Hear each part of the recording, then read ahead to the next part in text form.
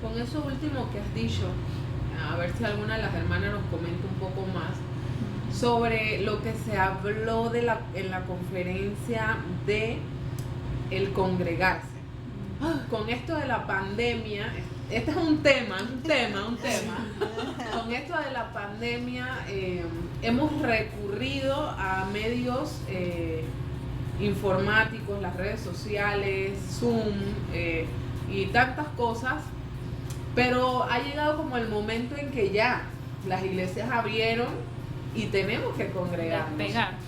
Pero las iglesias están vacías. Vemos muchas personas que estaban que ya no están.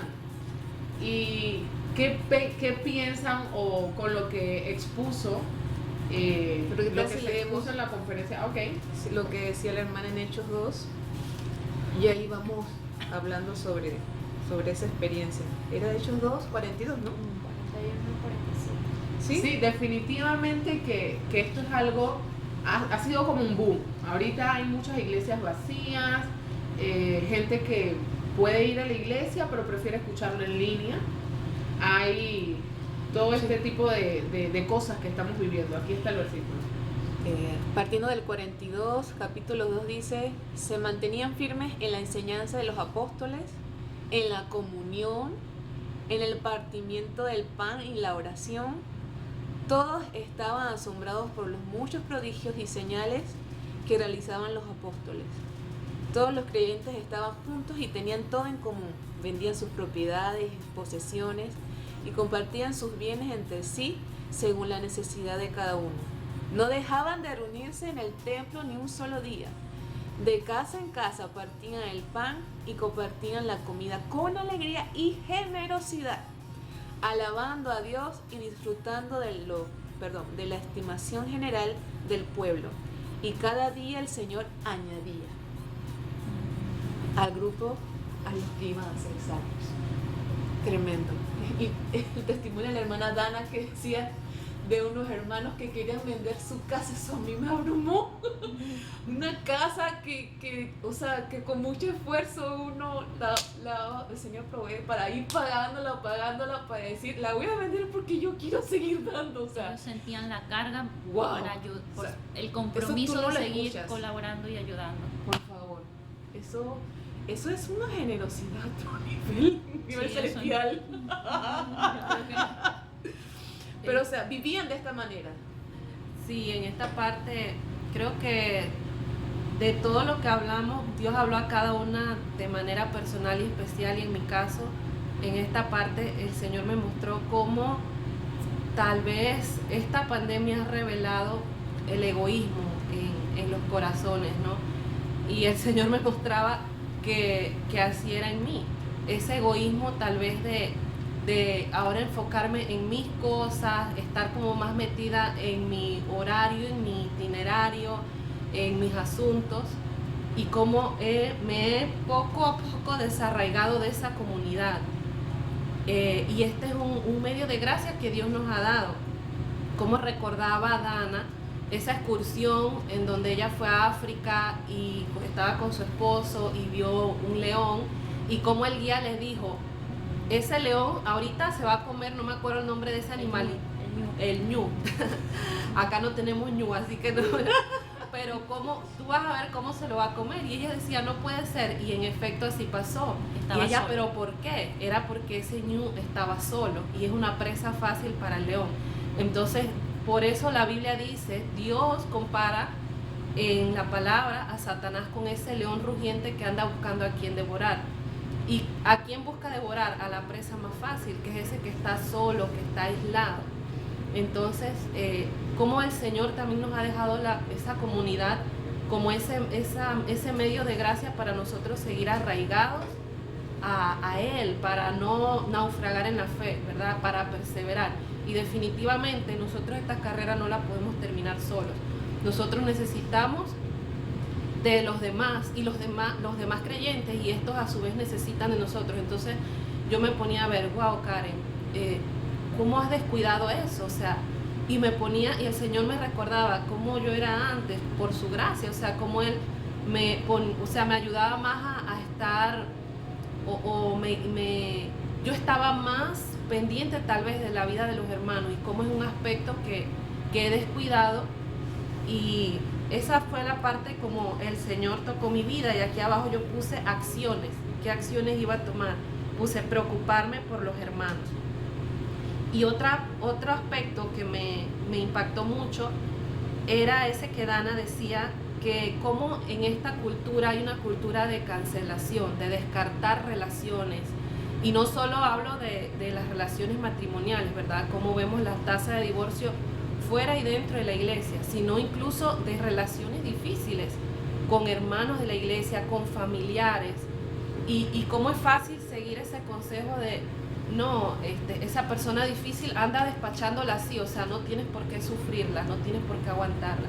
Pero sin embargo el Señor nos llama a que, a pesar de que esas relaciones puedan ser inconvenientes y desordenadas, que nosotros debemos extender esa gracia, precisamente, que nosotros no estamos llamados a cancelar a la persona, sino a cancelar las deudas, es decir, las faltas. Ese es nuestro llamado, perseverar en perdonar, perseverar en llevar las cargas. Y es que muchas veces las cargas, el llevar una relación, sí, va a haber carga, no va a ser fácil, pero precisamente es a eso lo que Dios nos llama, a llevar las cargas de los hermanos por su gracia, y también compartir las mías, tener esa genuinidad de poder ser honesto. Sí. Ahí añadiendo pues a esa enseñanza de Dana, ella hablaba de la queja, de que uno mucho se queja a veces de la iglesia. Y ahí sí yo tengo que confesar que me sentí totalmente aquí confesando mi pecado.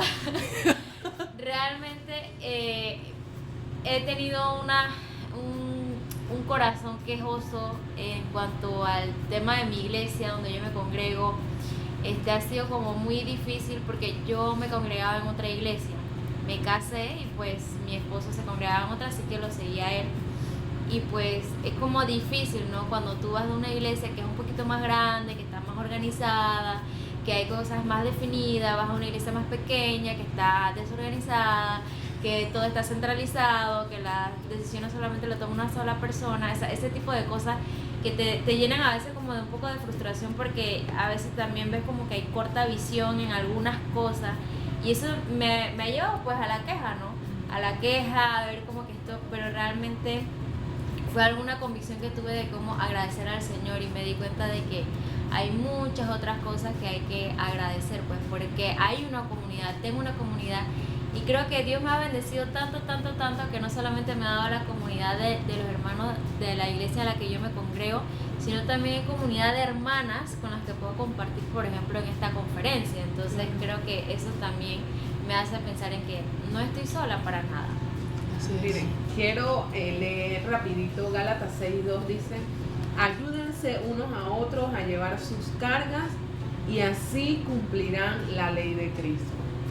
De verdad que somos como cerraditas, nos cuesta abrirnos, nos cuesta compartir nuestras cargas con alguien de confianza. No estamos diciendo que de repente te pares en la iglesia y le cuentes a todos tus cargas, no, sino que realmente ores al Señor y pidas por una persona que pueda acompañarte a llevar esa carga que tienes en tus hombros. Necesitas soltarla, no te mantengas más con eso.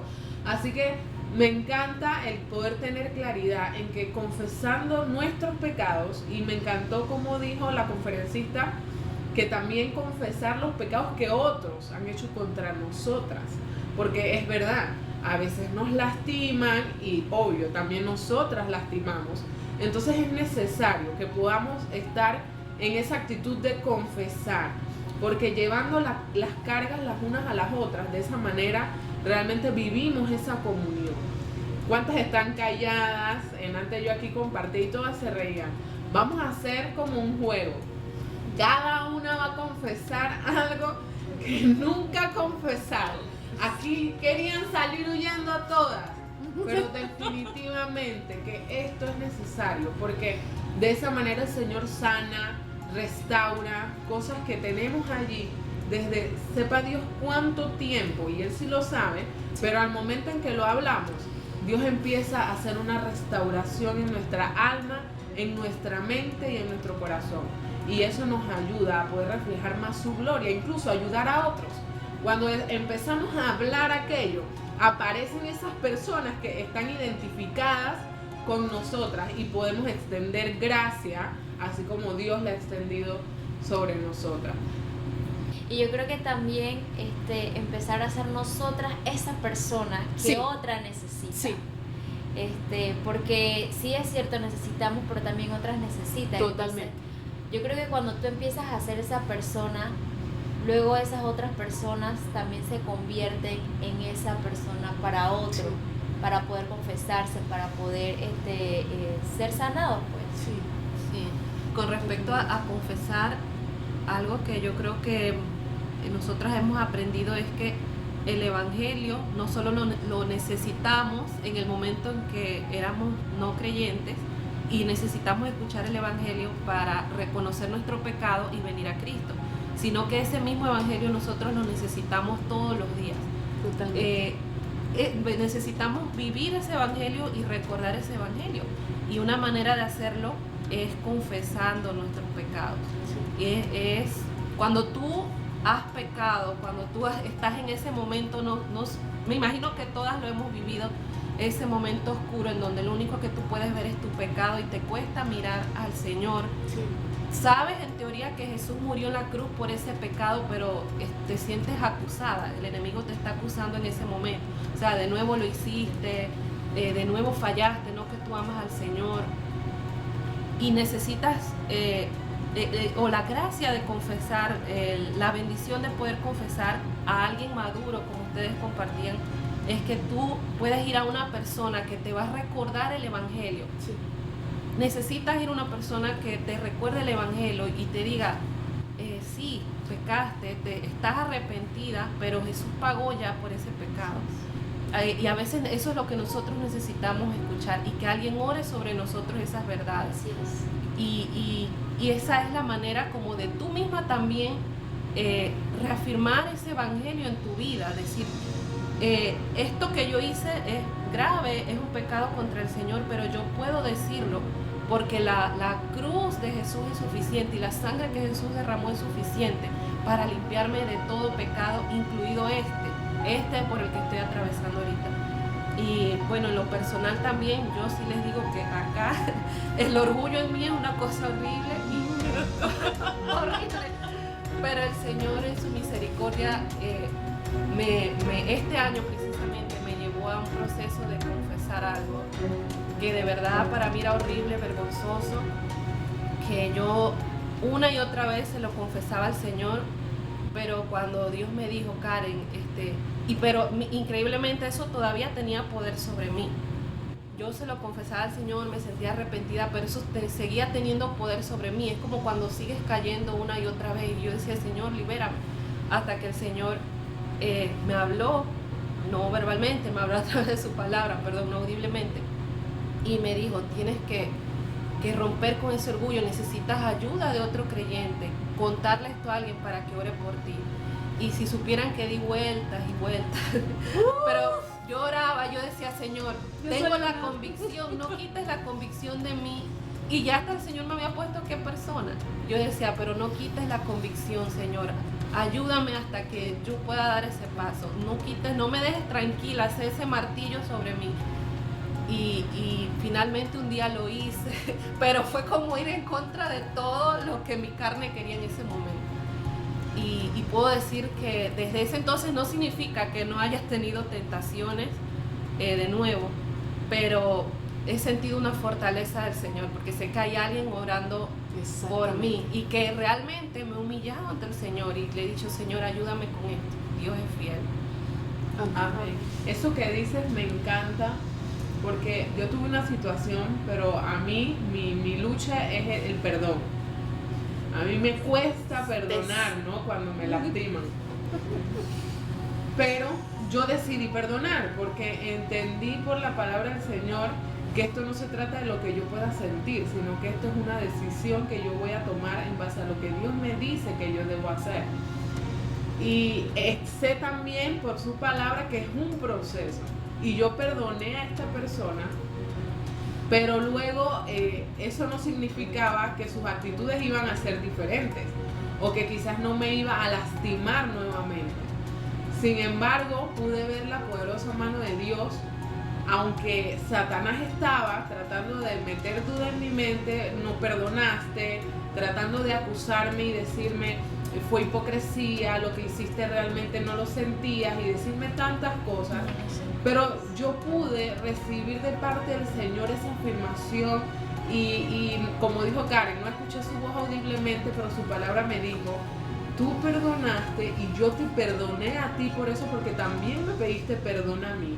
Y vive como tal, vive como esa perdonada y como esa redimida, y no permitas que el enemigo vuelva a infundir duda en tu mente con respecto a lo que ya pasó. Ahora, tú tienes que trabajar y ser intencional en esto, porque obviamente esto puede como correr para atrás, pero no es la idea, sino que tú puedas perdonar las cosas que pueda hacer esta persona más adelante y seguir perdonando. Y ese ejercicio lo vas a practicar hasta que vas a tener paz y ya esas ofensas no te van a lastimar en el punto en que te lastimaban. Y eso a mí me encantó mucho, saber que soy realmente perdonada, redimida, que tengo mi identidad en Cristo y que no se trata de lo que el diablo puede acusarme, sino de lo que Dios ya ha dicho de mí, y Él me ha perdonado porque yo me rendí a Él a pedirle perdón. Así que si tú estás pasando algo así, no dejes que Satanás te acuse, no permitas que el diablo te señale, no permitas que Él reine sobre tu vida para creer que tú no has sido perdonada. Porque Cristo dice que Él no rechaza un corazón contrito y humillado. Él lo escucha, lo perdona y debemos de seguir adelante en el proceso que es el perdón. Yo estoy de acuerdo con Nairobi también en esa parte de también nosotros tener misericordia con las otras personas. Y en mi caso pues lo puedo decir porque caí en un pecado y una persona que aprecio mucho me extendió esa misericordia y me buscó, y yo por más que no quería saber nada de la iglesia porque pensé que cuando llegaba el domingo todo el mundo me iba a señalar. Incluso pues una persona me dijo que yo tenía que confesar ese pecado públicamente ante toda la iglesia, cosa pues que yo no estaba de acuerdo porque habían personas nuevas en la fe y que eso no le iba a, o sea, aquí lo estamos compartiendo porque tenemos nos conocemos, tenemos madurez, pero eso no va a ser bueno para una persona nueva que está empezando. Entonces esa amiga me extendió misericordia, y también ver como que nosotros no debemos juzgar ni caer en señalar de que por qué hiciste esto si tú conoces a Dios, sino como mostrar amor y ese seguimiento, porque ella me siguió dando el seguimiento, me siguió visitando hasta que yo empecé nuevamente a ir a la iglesia. Así que eso me llamó la atención de nosotros también ser así con las demás personas que han caído. Ese es el evangelio práctico. Amén. Mostrar misericordia, eso me encanta, porque cuando hay gente con problemas que vienen a tocar esta puerta, de una vez acusamos, cosa que no queremos hacer. No queremos que hagan con nosotros. Y no significa que vamos a tapar el pecado o que no vamos a llevar al punto a la persona en que reconozca que hizo algo mal. No, se trata de que podamos, como dijo Karen, el evangelio práctico, mostrarnos como Jesús. ¿Qué hizo Jesús cuando se le acercaban este tipo de personas que tenían problemas como fariseos o todo lo demás? Él conocía sus corazones y sus intenciones, y realmente al escuchar a una persona, nosotros también podemos percibir la intención del corazón de esta.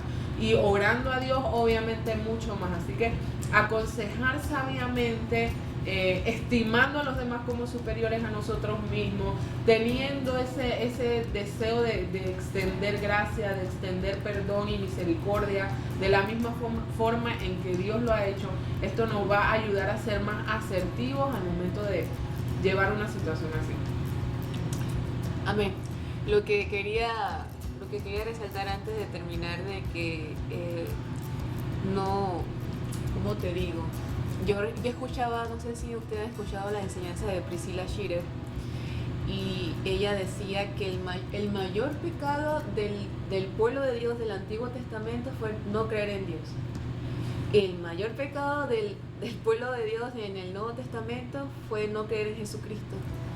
Pero que el mayor pecado ante el pueblo de Dios en estos tiempos es no creer en su Santo Espíritu. Definitivamente que todas estas cosas, el confesar, el creer, el obedecer, el amar a la persona para llevar a la restauración, no proviene de mí. Todo viene a través de su Santo Espíritu. Entonces no dejar como a un lado lo que el Espíritu se le delegó a hacer, que Él está aquí con nosotras, y confiar en que Él que nos va a dar la sabiduría, con sus palabras nos va a enseñar cómo estamos, nos va a ayudar a salir adelante, nos va a corregir y nos va a instruir a cómo continuar la senda que ya fue marcada por Jesús. Así que si crees que no lo puedes hacer, es verdad, no lo puedes hacer. Pero si has confiado en Jesús, Él ha dejado a su Santo Espíritu para que nos ayude a hacer todas estas cosas. Así que confiar en eso, confiar de que no son por nuestras propias fuerzas, sino que es a través de su Santo Espíritu. Gracias por escucharnos en un episodio más de Extiende Gracia.